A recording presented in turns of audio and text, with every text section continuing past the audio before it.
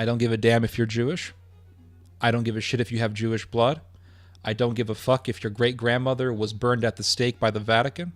I don't give a damn if you're a Jew. I don't give a shit if your great-great-great-great-grandfather was related to King David. I don't give a damn. What matters is, are you a decent human being? That's all that matters. My great-great-grandfather was burned at the stake at the... I don't give a damn. Are you a good human being? Are you going to try to screw people over? Wasn't Bob Marley worshipping some Ethiopian guy?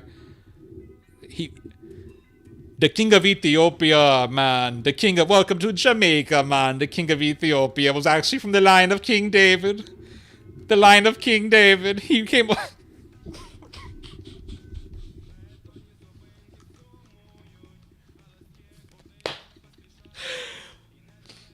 The line of King David did not actually stop, man. It actually went on. The line of King David. Why do Jamaican people sound like they're about to cry?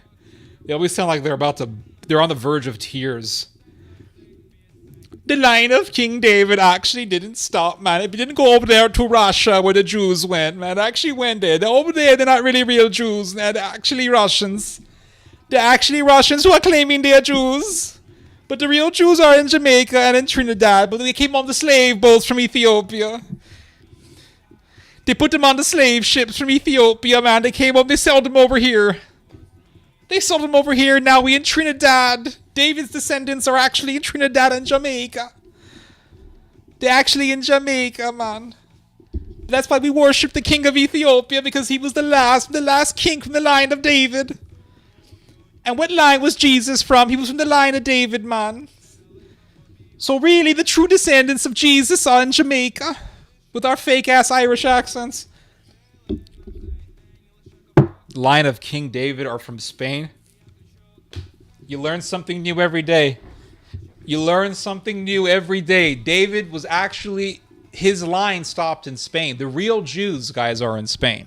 I knew 3 Jews when I was living in Mexico. I used to live in Mexico. I lived in Mexico for a year and like 3 months.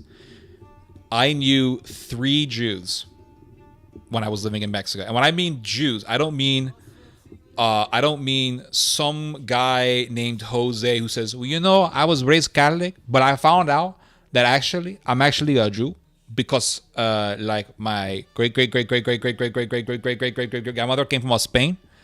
And I found out she actually was Jewish, man. Because like my last name is Jewish, and my last name is Garcia, and some Jewish guy also had the last name Garcia. So like I know I'm a Jew. I'm not talking about those. Those people are they're just obnoxious assholes. I don't care about those people. I'm talking about actual Jews. They were raised Jewish. They were brought up in Mexican Jewish culture. They know for a fact that their descendants came from Spain as Jews. They went to synagogue or something like that. Like they are Jews. They are Jews, Mexican Jews, okay? I know 3 of them. I knew 3 Mexican Jews. And all 3 of them were complete assholes. Now, if you were to introduce these 3 people to some American evangelicals don't give a shit about Israel. They care more about Starbucks than anything. Religion is coffee for them. That's their religion. Oh, I read the Bible this morning. I felt so inspired. Nah, you just had some coffee. Just relax. If you were to introduce these 3 people to some American Messianics, they would say, "You're Jewish Mexican, and your ancestors came from Spain. They were persecuted by the Oh my God, that's amazing." And I'll be there just rolling my eyes saying, nah, they're assholes. So let me tell you something about these guys. One of them I didn't know too well, but I knew he was an asshole by the way he talked. But he didn't talk to me, so whatever. Who cares? There was another guy I knew. He was from Mexico City. He was a Jew, a Mexican Jew. And this guy was a complete asshole. I mean, the worst of the worst. We're talking scum of humanity. So this guy, he comes up to me and he says, "Hey Ted, could you help me edit my homework? Because we had classes in English. So some classes in Spanish, some classes in English. So his English wasn't very good, so he said, "Could you help me with my English?" And I said, sure. I said, but I don't have a printer at home. I said, I will help you with your English, but I would like to use your printer. And he said, okay, fine. So I went to his house. I spent hours helping him edit his thing, and his printer was broken. Okay, things happen, whatever. I go to class the next morning. I go to the library because the library has a printer. I said, okay, I'm going to print my homework. So the printer in the library also started malfunctioning. So I said, oh my God, what am I going to do? I said, what am I going to do? So the librarian comes over and he says, there's something wrong with the computer. So we tried to fix it. Finally got the damn thing to work. Printer works. Got my homework out. I said, okay. So I went to class. So I'm walking to class. And the principal sees me. And he says, hey, what are you doing here? And it turns out that the principal is also Jewish. Yes. Mexican Jew. Yes. And when I mean Mexican Jew, again, I'm not talking about some guy named Jose who found out that his last name Garcia was also shared by some Jew who lived 800 years ago. I'm not talking about that. I'm talking about he was a real Mexican Jew. He comes over and he says, hey, what are you doing here? And I said, I'm going to class. You're late. You go to the office right now. I said, what? He said, go to the office right now. I said, why? I was trying to print my homework. Listen, I came to school early. I'm not being late because I was lazy. I'm being late because I was trying to get my damn homework printed and the printer wasn't working. I don't care. You're going to go to the office. So I got to go to the office, sit my ass down, go through all the rigmarole. I explained to the person in the office what happened. They said, okay. This person said, I forgot who it was, but this person said, okay, whatever, go back to class. So I went back to class and I see the Jew from Mexico City sitting down with his homework in his hand. And when class ended, I walked up to him and I said, hey, I thought your printer was broken. And he looks at me and he says, oh, I fixed it. Whatever. So I let that shit go. But then one day, like, how long ago did this happen? Maybe like 2 days after this happened. He committed the unpardonable sin. So I'm sitting there in class, minding my own business. He walks up to me. I'm minding my own business. I'm not doing anything. And he sneezes right at me. I mean, sneezes on the side of my face. We're talking sneeze, okay? And I looked at him and I said, listen, if you ever mess with me again, I'm going to beat you. You know what he told me? He said, I would like to see you try that. I said, okay.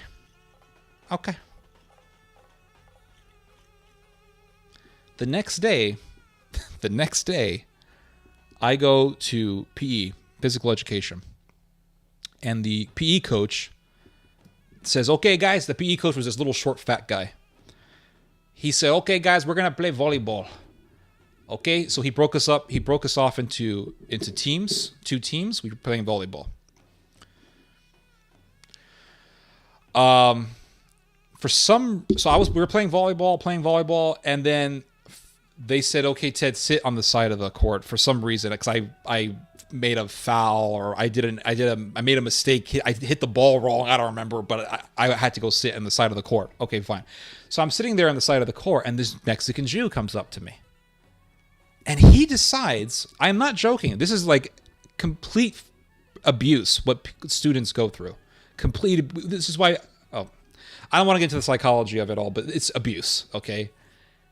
He comes up to me, and he decides to smack me in the face. I said, okay, I warned you. And I whacked him over the head. One punch, boom, on the side of the head. Just whacked him. PE teacher comes, he splits us up. He said, okay, guys, come on, calm down. I hate when people tell me to calm down because it's like some things I'm not going to calm down. So I punched him in the side of the head because he turned his head when I went to go punch him. He turned his head. I hit him in the side of the head. So I punched him in the temple. And I had to go to the office. And the principal says, the principal's also Jewish. He said, Why did you hit him for? Why you hit him? Why? And I said, he smacked me. That's assault. Now, when you're in school, they say, oh, he hit him. In the legal world, they call that assault. That's assault. He assaulted me. And the teacher said, well, you shouldn't be doing that. That still does not give you the right to hit somebody. It doesn't give you the right to hit somebody. You're going to be suspended now. So I got suspended. But you know what? That motherfucker never messed with me again after that. And that was that.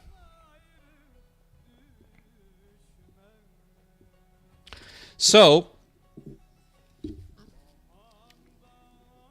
when I got back to school after my suspension, I remember I was sitting, and I felt great when I got back to school because he wasn't talking to me no more. He wasn't doing shit with me after that. We didn't talk after that. So now I felt like, okay, I can sit my ass down. This dumbass is gonna be looking at me. I don't give a shit because I'm gonna kill him. Not literally, but I'm gonna bash him in if he ever messes with me again.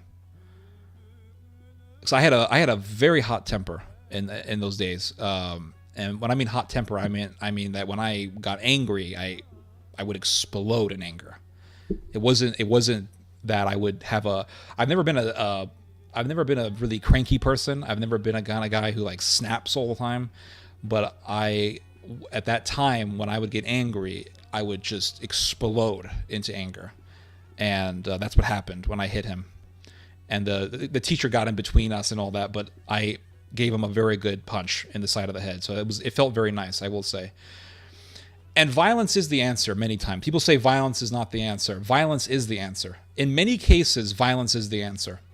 Because here I was, right? He messed with me with the printer. He used me to edit his work, and then he tells me that his printer is broken. Okay, there's that. Then he sneezes on me. Second strike. Then he smacks me. Third strike. If I had never hit him, he would have continued on. He would have gotten worse and worse and worse and worse. That's the whole point. So violence, in many cases, solves things. I don't believe this nonsense that violence is the answer in many cases. Because if you don't be violent, people will continue to abuse you. And so at times, violence is the answer. And violence will solve the problem. Criminals, violence solves the problems with criminality. You want to stop crime, you want to prevent crime, violence is the solution. Government violence is the solution. Bottom line. So I felt very good when I got back to school, and that was a moment that helped me realize in life, wow, violence actually does answer things. Being angry, being aggressive, being all these things really helps you. And it made me more confident. It made me more comfortable, and I felt very good. So I remember coming back to school after my suspension, and then sitting down in the cafeteria. Well, the gym teacher who separated us, he came, and there was no one in the cafeteria. I was by myself, and that was one thing that I loved to do when I was in high school. I loved to find places that didn't have people, and sit my ass down. Is YouTube messing with me again? Is YouTube telling me? Oh yes, I am still listening, YouTube, to this music. Yes, we're listening to Turkish Ottoman music. I love to find places that had no people, and I just loved to sit down and be alone. I didn't have a lot of friends. I never had a lot of friends growing up.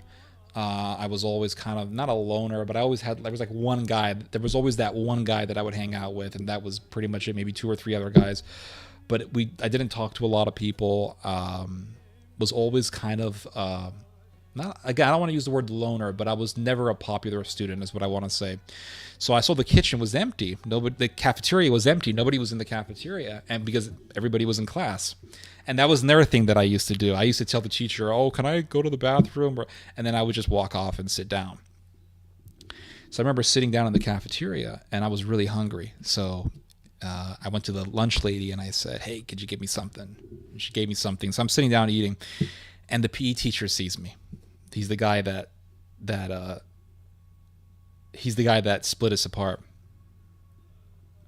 So he sits down and he's eating his lunch, and he was a nice guy, the PE teacher. He was a cool guy. And I remember he said, He said, I saw you hit that guy. I said, yeah. He said, you know that when you hit him, you look in your face that you want to kill him. And I said, yes. That's exactly what I wanted to do. I wanted to kill him. He said, you know that when I saw that you wanted to hit him, I let you just hit him. I didn't stop you. So in my mind, I thought, I let that hit him and then I separate him. I said, well, I really fucking appreciate that. Thank you so much. I think a lot of problems will be solved if aggression was allowed to be released. I think unreleased aggression is extremely dangerous. Unreleased aggression, I believe, leads to depression, and it's just awful. It's just awful. I think when two people are fighting, I think you should allow them to fight to a certain point. And then once aggression is released by both parties or released by the party who has been assaulted, then okay, fine, it should be stopped. But I think if you see a fight and it's just, and you know that things have been building up for a long time and abuse has been done and the victim finally retaliates, you need to allow that person to retaliate. Do not stop that person. I think it is very unhealthy to stop someone who has been abused to not retaliate. I think that's awful. I think that's an awful thing to do to a human being. So he said, when I saw that you wanted to hit him, I let you hit him. And he said, let me tell you something. He said, let me tell you something. He said, you know that guy? I said, yeah. He said, you know that guy always hate you. He always hated me? He said, yes. He always hated you, that guy. He said, you know, behind your back, always talking shit. Always talking shit about you. Always talking bad about you. Always. And I said, why? Why? And he said, I don't know. But he always hate you for some reason. Always talking bad things about you. He says, so I know in my mind that he hate you. So when I saw that you wanted to hit him, I said, okay. And that was one of the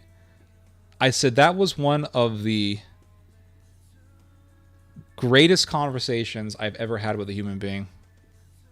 Truly one of the greatest conversations I've ever had. Yeah, I completely agree, sweet body. Absolutely. John Seversike says, totally agree. Men need to release aggression. I agree.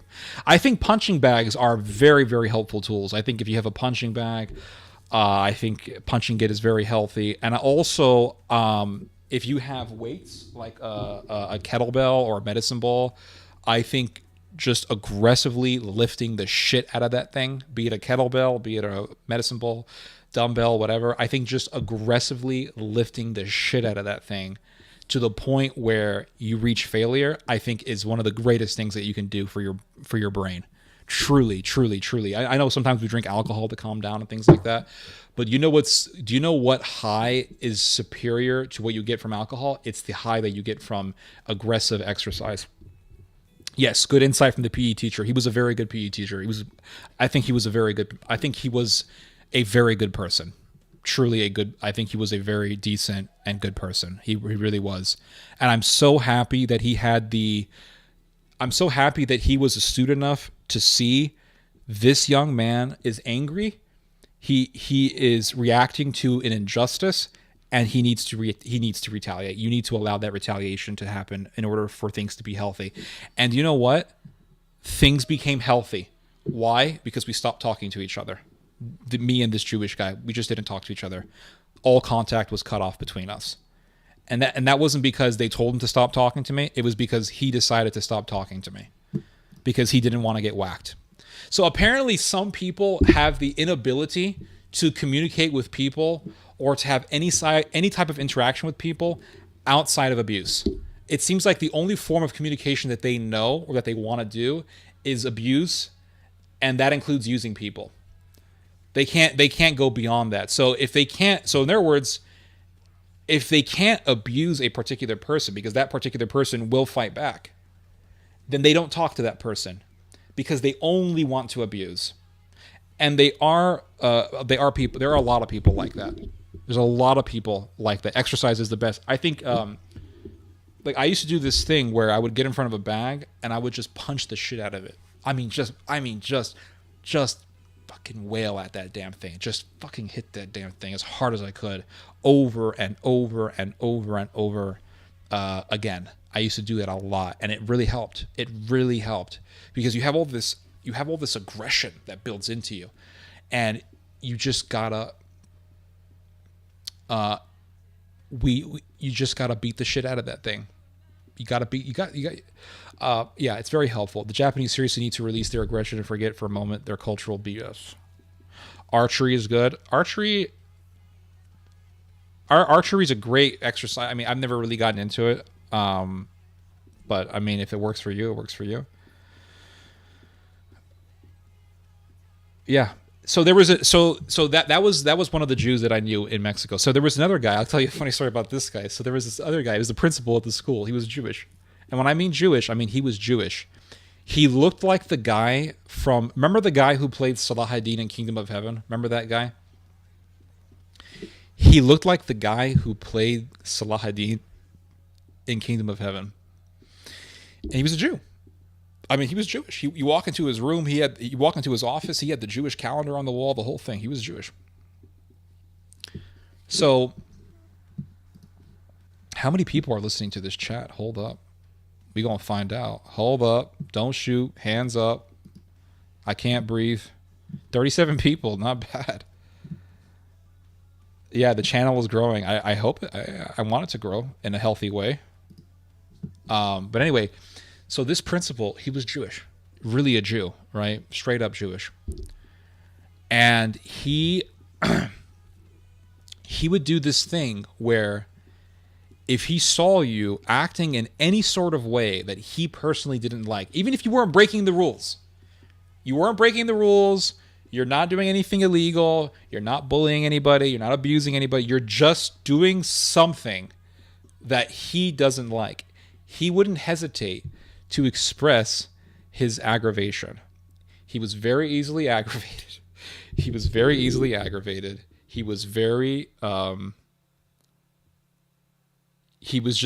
easily aggravated person. Let's just put it that way. He was like these people you see in New York. You know, you make eye contact with them and they're like, "What are you looking at? Where's the fire? Is there an emergency?" He was like that. So I remember going to this school, right? It's so crazy. And so the school that I went to, they said to me, "Oh, we're going to go to Washington, D.C." So I'm thinking, what? Yeah, the class is going to go to Washington, D.C. So I said, well, what do I have to do to go to Washington, D.C.? And they said, well, you got to pay us $250 or something like that. $250, something like that. And I said, well, I don't want to pay the money. It's too expensive. I think it was more than that. It was a lot of money. It was hundreds and hundreds of dollars. So I thought, I don't want to pay for that. I don't want to pay hundreds of dollars to go to Washington, D.C., right? I'm an American. I'm living in a foreign country. Why would I pay you hundreds of dollars so I can go to Washington, D.C., so I can go to a country that legally I can go to anytime I want without having to sign some bullshit paperwork? So I was like, I told the teacher, I said, listen, I don't really want to go to the Washington, D.C. So the teacher says, oh, you don't want to go to Washington? Nope, I don't want to go to Washington. Okay, she said, that's fine, but you're going to have to do community service. I said, what? You mean I just can't stay home and just play video games and eat tacos? No. You're going to have to do community work, community service. You're going to need to do community service. So I said, well, what am I going to do? And she said, I will figure something out for you.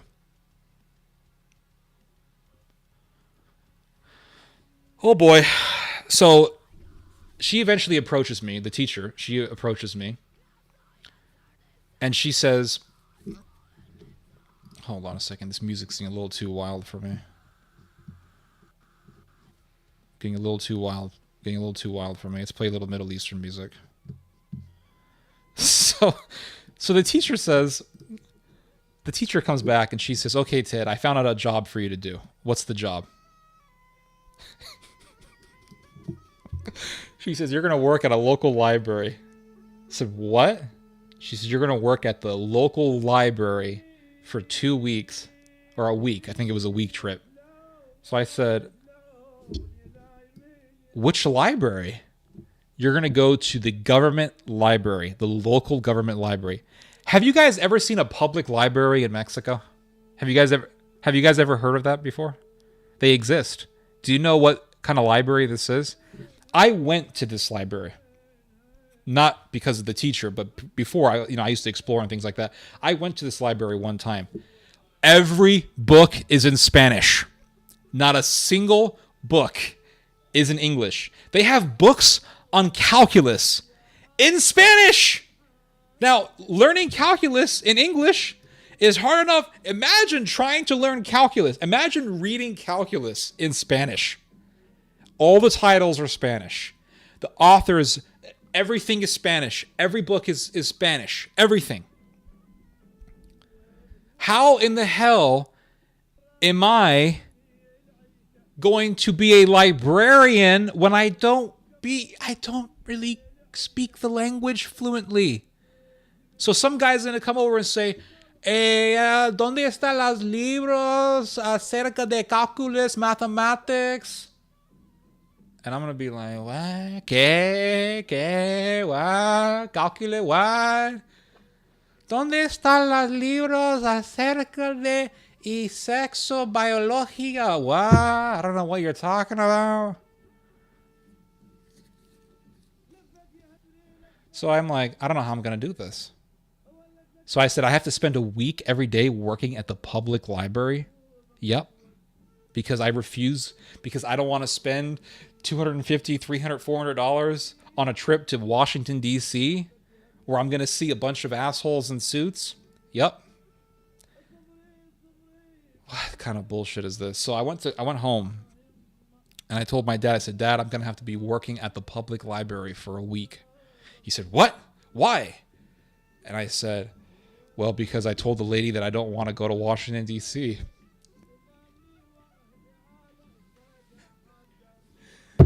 So my dad says, "What kind of fucking communist bullshit is this? This is communism!" He said, "What is this workers of the world unite bullshit?" He said, "What is this bullshit?" Yes, he actually did say this. I'm not making it up. He says, "Well, this is bullshit. What? Oh, you don't want to go to Washington, so you have to work in the community, work in the public library. He says, "Ted, this is fucking communism. I will not allow my son to be in this communist bullshit. What is this? The workers. You have to be with the workers in the public library, in la biblioteca for the people. This is bullshit." He said, "This is bullshit." He said, "You go to that school and you tell them that you ain't doing that bullshit." So I went to the school and I said, "You know what? Actually, I didn't. I just didn't go."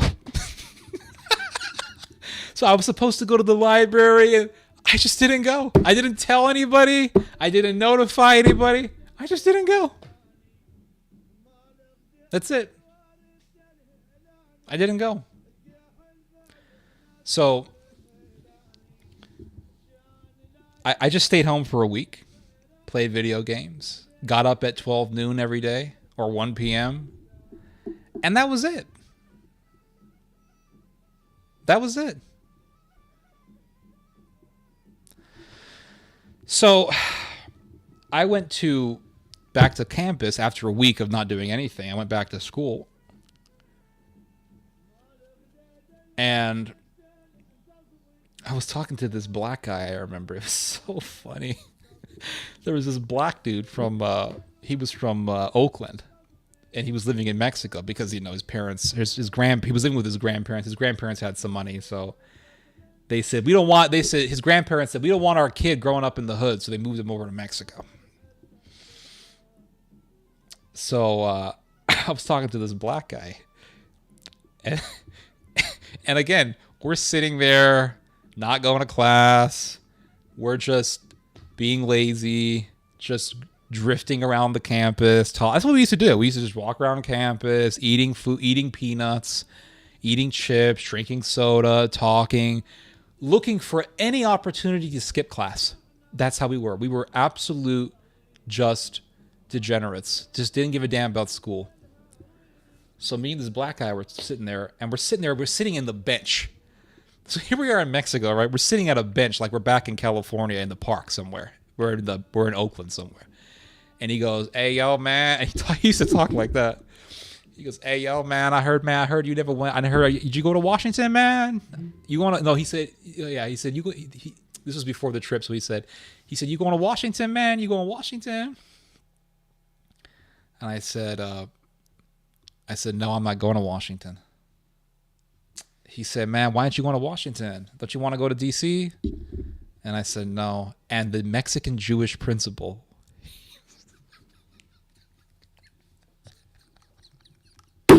I never forget it.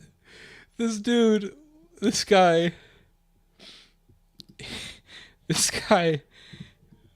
he was walking past me, right? And he was this, if you ever saw this guy, like I said, he looked like the guy who played Salahuddin from Kingdom of Heaven. Look up the actor. That's how this guy, he looked like the actor, but with dark skin. But other than that, that's how this guy looked like. And he used to walk around with these like polo-looking shirts. He used to walk around with these polo-looking shirts, and he always used to walk with this very aggressive stance. He used to walk very pompously. He had this very pompous gait to him, very pompous way of walking. So Mr. Roosterhead is walking past me as me and this black guy are talking, and I said, "No," I said, "I'm not going to Washington." "Hey, yo, man, why aren't you going to Washington?" I said, "It's too damn expensive." The Jewish principal goes like a rooster. You know when a rooster gets startled?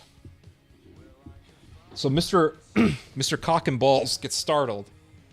And he looks at me and he said, "Why aren't you going to Washington? Why aren't you going to Washington? Why?"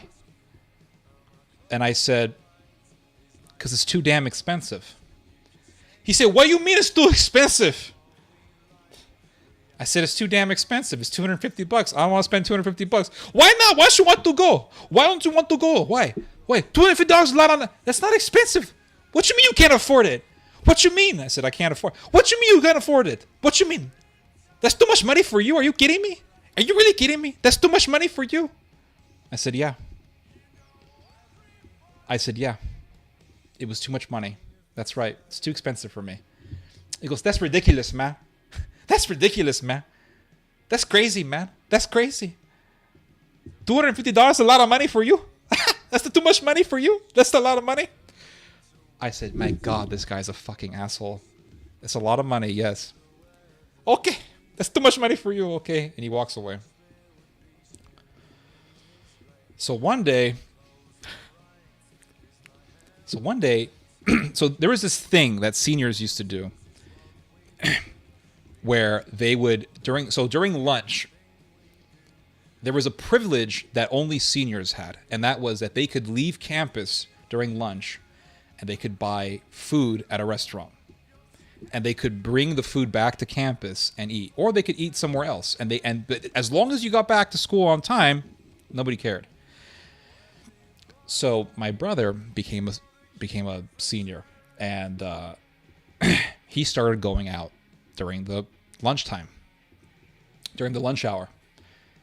And the Jewish teacher, oh man, the Jewish teacher, he hated us because we had conservative views and he had liberal views. So my brother, like everybody else, would go outside and he would get food during the lunch hour. So one day, the Jewish principal walks up to my brother and he said, "You cannot get no food. Why are you getting food? Why are you leaving campus? You know you're not supposed to leave campus." And my brother was like, "Everybody else is doing it. Everyone's doing it. What are you talking about?" He's like, "No, you're supposed to stay in campus. Why are you leaving the campus?" So we go home, and my dad tells my brother, he says, "Tomorrow during the lunch hour, leave campus and go get Go get your roasted chicken that you get. So next to the school, there was this rotisserie chicken place. It was a family-owned business. It had the greatest, most delicious rotisserie chicken you will ever eat. I am not exaggerating this.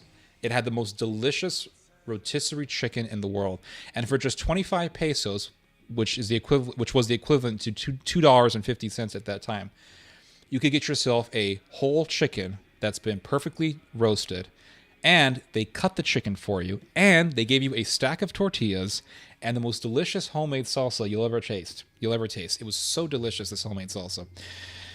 So my brother would buy a full chicken, and then he'd come back, and then we'd eat it. So my dad tells my brother, he says, tomorrow during the lunch hour, you go to that chicken place and you buy yourself a full chicken. That's it. You buy yourself a full chicken. That's what you're going to do. Because this principal is fucking with you. And I'm not going to stand for it. So the next day, my brother buys a chicken, comes back, and we ate it. And it was delicious. And then the next morning, I go to class, like I always did. And my brother we were in the same class together. And the Jewish principal walks in, and he said, "Hey," he goes, "Hey, did you buy a chicken? Did you buy a chicken yesterday? Did you buy a chicken yesterday?" And my brother said, "Yes, I did." And he said, "You come with me right now. You come with me right now." So my brother left. And we had this stupid ass class where we had to do charts for like an hour and a half. We had to work on chart. So there was a teacher that would teach us on charts and how to write a chart. And he got into and this wasn't back in America where you could like cut corners. And in Mexico, they didn't let you cut corners. They made you work. Yes, I was going to school in Mexico. So the teacher said, you need to figure out the XY coordinates and do this chart thing. And I'm like, listen, I'm mathematically retarded. I don't want to do no freaking chart, okay? I just want to talk to chicks and eat tacos, and I don't want to do charts. And he said, well, you got to do the chart. So I remember being in this class and doing this stupid ass chart, and I'm like, man, I told myself, man, I hope my brother gets freaking expelled from school, because I don't want to do this chart bullshit. I don't want to do charts. I don't want to be messing with no charts. So I'm sitting there doing this stupid ass chart work, and then I had to go to the next class. So I was stuck in the next class, and I had all this stupid ass chart homework that I had to do. So it was bad enough just doing the stupid chart work during the class. I had to take that bullshit with me home. And this teacher of ours, he was a Nazi. Straight up, this guy was a Nazi. He was an American guy from California. And he actually expressed sympathy to the Nazis. I'm not joking. I can tell you guys the story if you want. The guy was a straight up Nazi. So this Nazi teacher of ours, American Nazi, he said, not only are you going to do the chart work in class, you're going to have to take 8 charts and work the charts. I want you to do 8 charts for me. 8 charts you're going to do. 8 charts. This is sophomore high school. We're not doing this isn't office space. We're not working in a freaking office. So a pendejo, yeah, I agree. Absolutely. So I'm sitting there in class and I'm thinking, man, I hope that fucking chicken gets my brother expelled so I don't have to do this stupid ass chart work. And my brother walks into the class and he says, Ted, I literally just got expelled. I said, you're kidding me. He says, no, I literally got expelled over a chicken. Oh, Jesus. So I went home and my dad gets the news, blah, blah, blah. Okay, whatever. And my dad said, fuck it, we're going back to America. That's what happened. He said, we're going back to America. Just screw this country. We're done. So for 3 months, I lived in Mexico without going to school. Straight up, for 3 months. I was living in Mexico and I never went to class. For 3 months, I didn't go to school. Do you know what I was doing for those 3 months? I was playing video games every single day. I am not exaggerating when I say this. Remember the movie Super Size Me? Remember where the guy ate McDonald's for 30 days straight every day? I can tell you right now that that is bullshit, because for 3 months, I ate McDonald's every day. I'm not exaggerating when I say that. I ate McDonald's sometimes twice a day. I would get up, I'd walk to McDonald's, because the McDonald's was walking distance from the apartment that I lived in. I'd walk to McDonald's, get myself a Big Mac and fries, then I'd walk back to the apartment building, and then as the sun was going down, I'd say, I'm getting kind of hungry. And I'd walk to the McDonald's in the late afternoon, and then I would eat a Big Mac, 2 cheeseburgers with jalapenos, the French fries. My mouth is drooling thinking about it. And then I would get a McFlurry, and then I'd walk my ass back. And I did that every single day for months. For 3 months, eating McDonald's. I was a fucking king, guys. And over there, McDonald's was super cheap. Oh, we ate the chicken. No, we ate the chicken too. It wasn't just McDonald's, but I was eating McDonald's every single day for 3 months. So one afternoon, I go to McDonald's, and that black guy I told you about, the one who's from Oakland, he pops up in the McDonald's, and he sees me, and he goes, "Hey, yo, dude, why aren't you coming to school, man?" So I said, "Oh, my brother got expelled." "Oh, he got expelled over chicken?" I said, "He got expelled over chicken." He said, "Man, what you been doing this whole time?" I said, "Literally nothing."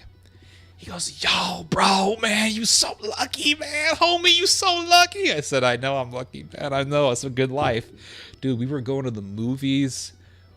We were just watching movies, playing games, just living La Vida Loca for 3 months. For 3 straight months. So in the middle of that 3-month period, all of a sudden my father gets a bill. And it's the school charging us for education. And my dad said, why is the school charging us? Why is the school charging us for going to school when the kids aren't going to school? They haven't gone to school. Why are they charging? So this Mexican Jewish principal was intentionally sending us bills, knowing very well that we had left the school. We had told them, we're done with the school. Cancel our membership with the school. We're done. One of the boys got expelled. He's gone. The other son, me, we've already agreed he's not going to school anymore. That's it. It's done. So why are you charging us money? So my father called up the school, and the Jewish principal picks up the phone. And my dad says, "Listen, this guy," I think his name was, what was his name? Jose, I think his name was, which is just Joseph. Tells Jose, so, "Listen, Jose, you expelled one of my sons, and the other son has been taken off your school enrollment. So I'm going to ask you to stop charging me." And he said, "Well, that's not the way it works, because I'm still going to charge you because you made a membership already. He said, "You made a membership already, so I'm still going to charge you." And my father said, "Listen, Jose, if you don't stop charging me, if you don't stop sending me bills, what are you going to do about it? What are you going to do about it? What are you going to do about it? Is it too much money for you?" And my father said, "Listen, Jose, if you don't stop this bullshit, I'm not going to fuck around with you no more. I'm going to walk my ass to the school. I'm going to walk my ass into your office, and I'm going to break every fucking bone in your body." That's what my father, exact words my father told this guy.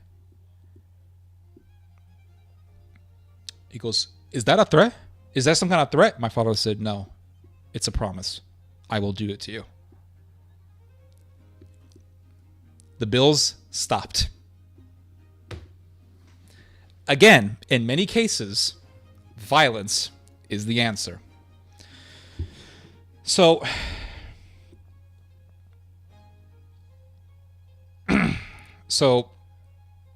one afternoon, my father and I went to the grocery store. Well, the grocery store was right across from the school. So we went to the grocery store, bought our groceries. We put the grocery bags in the car, and my dad was driving out of the shopping center, out of the parking a lot for the shopping center, and my dad slowly drove past the school, and in front of the school was the Jewish principal. My father stopped the car, rolled the window down, and told Jose, now's the time. If you want to fight, step out of the gate of the school and we will fight right here. We'll fight right here. And Jose just had that look, and all that pompousness just deflated out of his face. He looked so scared, this guy. It was awesome. And my father was waving his hand. Come on, we'll fight right here. And it was so funny because the security guard put a lock around the gate to prevent my dad from entering the gate. Oh God. So there you go. Those are my experiences with Sephardic Jews. Take from it what you want. Those are my experiences with them. So that's why when someone comes up and says, I'm a Jew, I found out my father my last name was belonged to a Jewish guy, I tell those people to go screw themselves.